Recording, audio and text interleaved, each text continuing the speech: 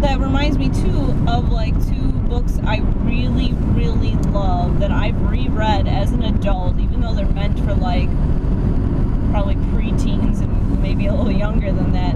One is The Westing Game, and the other is The Mysterious Disappearance of Noel. That's a long title, but I think it's, or is it Noel? Leon? No, I think it's his name, Leon. Noel. But whatever. Both of them are books that are like basically based on wordplay. Like both books are wonderful. Like The Westing Game is about like a guy dying, and in his will he like wants everyone to. He has a bunch of people get together. Like there are all these people that live in this like apartment building or hotel or something. And like they have to basically figure out who killed him, and whoever figures it out like wins all his money and stuff. And like, but there's just so much like puzzle related like wordplay stuff that like you can kind of figure out with the characters and stuff like that. Like it's really fun. And then The Mysterious Disappearance of Noel is so much wordplay. Like the whole point of the book is wordplay. Like it's about this man and woman who their parents make a soup, and they want to sell the soup, but they can't. They're arguing over whose last name will be on the soup. But they instead decide, hey, how about we have our kids get married? They're like little. Like, we'll have our kids get married, and then we'll put,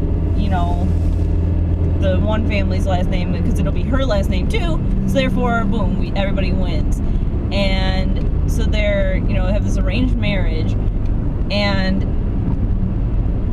the Leon is the guy, obviously, and he like they are separated for a long time from like boarding schools and like college and stuff, and then they finally get back together, and Leon is drowning, and he like says this sentence, but half of it is like glub glub glub, as he's like gurgling water, and he presumably drowns, but she doesn't know that for sure. But she's trying to figure out what his last sentence was. Like that's the basis of the book. Is like her and all her friends and all these other characters that come into play. Like they're trying to figure out what his last words were, and it's like it's brilliant. It's a brilliant book. It's meant for children, but it's really fun. And like even if like you don't want to read a kid's book, if you know a kid, like it's a fun book. It's so fun. I love that book. I own it. I'm trying to think of other really defining books. Like, obviously The Giver. The Giver. That's a good assigned reading I liked. Yes. The Giver is a great book. I haven't watched the movie, but as far as I can tell, it's nothing like the book. I haven't watched the movie, but I really loved, I don't know if we did it in middle school or if I did it in elementary school, so I don't know if you would have went. Okay. When we went to the play for The Giver. I don't remember that. So. We went to a play at one of the theaters, obviously, in Milwaukee. We went to The Giver. Before that, we went to A Wrinkle in Time. Ah, that's a good book. It's weird. Yeah, weird but good. Yeah, no, that was a nice thing. Apparently that we got to do and you didn't. Yeah, wow, you suck. I know. No, I think the Giver had to have been middle school because. Yeah, that's when we read it. I probably was sick. Because I remember Matt going, and Matt was obviously not in my elementary school. But A Wrinkle in Time was during elementary school. See, I didn't read A Wrinkle in Time until I was an adult. Yeah. I don't think that one wasn't an assigned reading. We just went to the play because I still haven't read it. Oh, it's did I think I read it. Maybe I can't remember. I can't remember everything about it, so I don't think I read it.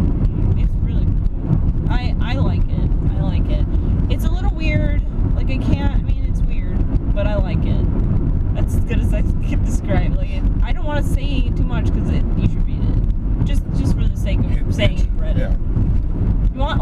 Hitchhiker's Guide for the Galaxy. I have never actually read it. Just watched the movie. I didn't watch the new movie. I watched the old.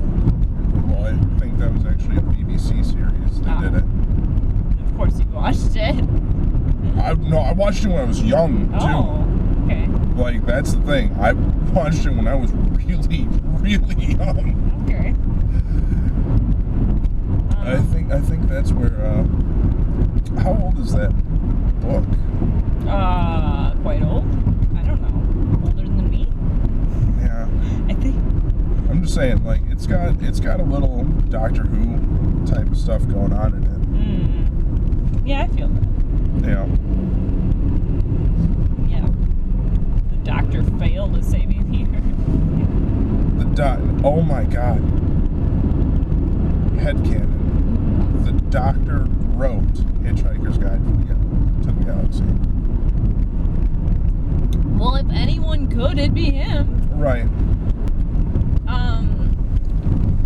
Want to hear a weird thing about, speaking of books? So there's one book that for some reason, I may have told you this, I can't remember. But there's one book I always used to lie about having read when I was a kid. And I don't know why, but it was like, I said it once and then it became a thing that like everyone knew I had read it somehow. I had to keep the lie going. Still haven't read it to this day. Holes.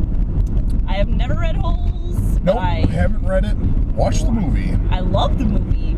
I'm sure the book is probably even better. I did not lie about reading Holes. I openly told people I did not read Holes because everybody kept bothering me about Holes, and it was one of those, like, I made that judgment call pretty early. I made the judgment call that you didn't. I said, people are not going to stop asking me about this. No, I haven't read it. Oh, you should. No, I shouldn't. Again, I was so bad. I did the opposite of what people told me. I was a really, really young hipster. It was popular. I wasn't part of it. Yeah. I need to reread Sabriel and all of them. I need to reread all four because I just love those way too much. Yeah.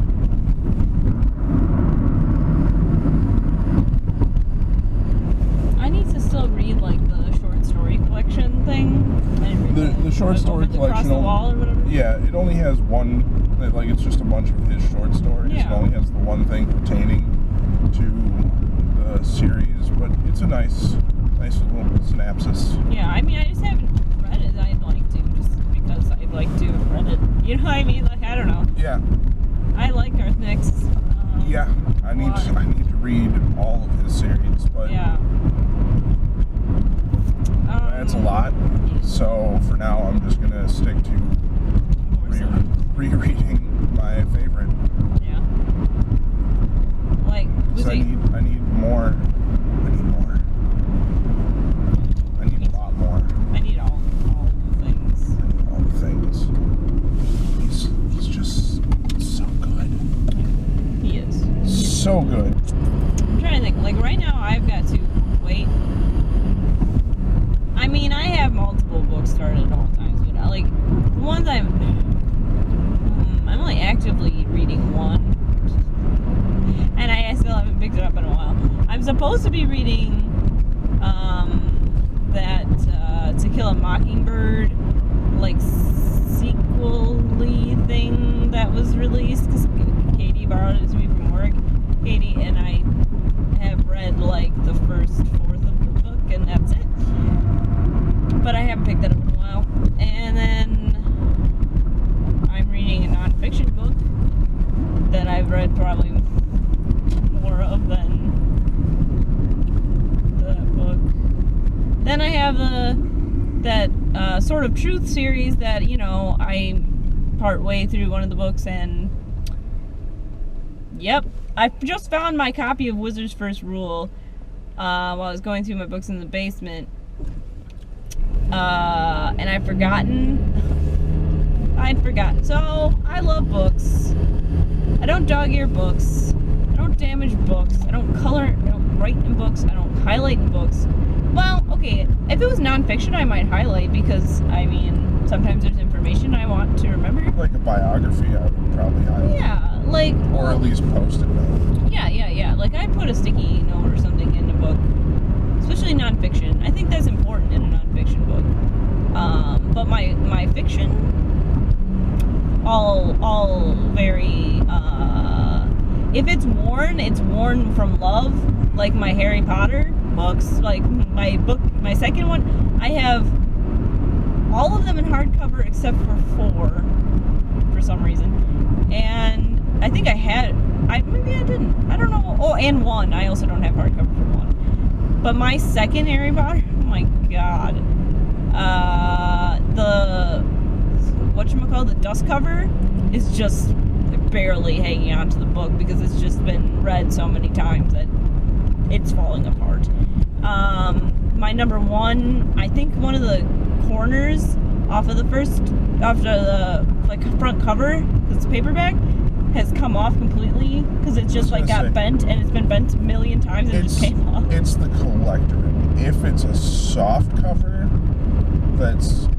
or if it's a paperback with no special collector's picture or anything like that, I will dog ear those. Okay. Because those are kind of meant to be abused, in my opinion. Yeah, it's not like a hardcover. It's not going to be a collector's item. Yeah. You know. Yeah. Hardcovers are always going to be worth more something and people want. Something people want, and so those are the ones that keep pristine.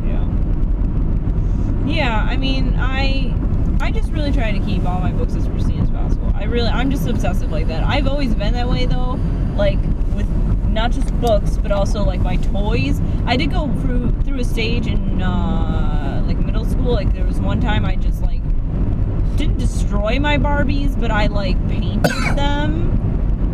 And I don't know why. It was fun.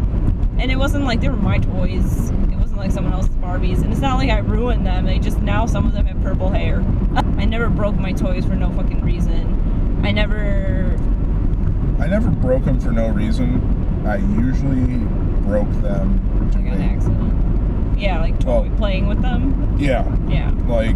My breaking of toys was through weird. Yeah, it did. Well, I mean, some of them were accidental, but also under wear and tear. Yeah. That nice blending of the line of taking a car-like item, building a ramp-like item, and seeing what would happen. I see. Okay. That kind of wear and tear. That kind of wear and tear. That kind of accident. Yeah. What's the biggest ramp that I can build? Yeah. And just watch that thing, because I mean, I'm not talking about little Hot Wheels that are meant to go down giant things and do loop-de-loops and stuff. No, I'm talking about this size, bottle-sized cars building ramps outdoors and just watching that thing fly, smacking the pavement, nosing into a fucking tree. Yeah. You name it, it fucking happened.